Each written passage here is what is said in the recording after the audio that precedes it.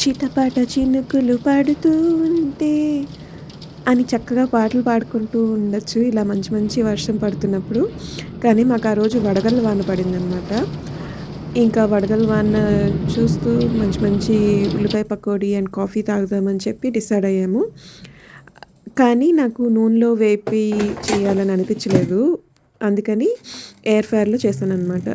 దీనికి పిండి కలుపుకోవడానికి ఉల్లిపాయ ముక్కలు సన్నగా తరుక్కొని, దానికి తగినంత శనగపిండి, వాము, ఉప్పు, కారం, కొంచెం 2 టీ స్పూన్స్ నూనె వేసి కలుపుకొని, కొంచెం కొంచెం నీళ్ళు వేసుకొని కలపాలనమాట. గట్టిగా ఉండాలి పిండి.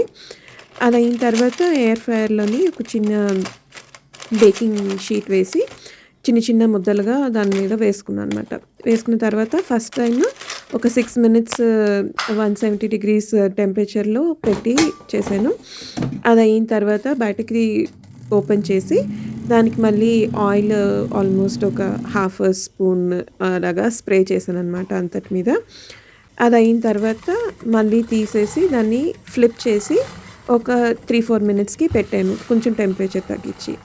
అది అయ్యేలోపు వేడి వేడి కాఫీ చేసుకుందాము, నురగ కాఫీ చేసుకుందామని చెప్పి నీళ్ళు, పాలు వేడి అయిన తర్వాత అది ఆపేసి హ్యాండ్ మిల్క్ ఫ్రాతర్ ఉంటదనమాట. దాన్ని చార్జ్ పెట్టుకోవచ్చు. దాంతోని ఒక మేబీ 20 సెకండ్స్ చేస్తే ఫుల్ నురగొచ్చేస్తది.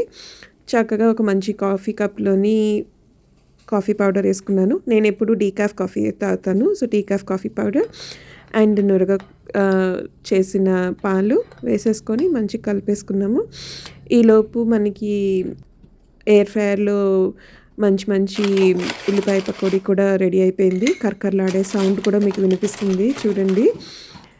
అండ్ బయట ఇంకా వర్షం పడుతూ ఉన్నది.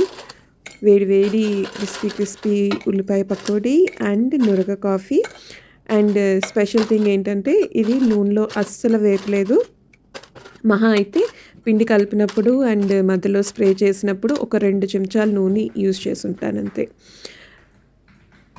హెల్తీగా ఎంజాయ్ చేసాము. మీరు కూడా చేయండి. మీకెలా వచ్చిందో మాకు చెప్పండి. ఓట్ మిల్క్‌తో చేసుకున్న కాఫీ, ఎయిర్ ఫ్రైయర్‌లో చేసుకున్న కరకరలాడే ఉల్లిపాయ పకోడీ అండ్ వర్షం.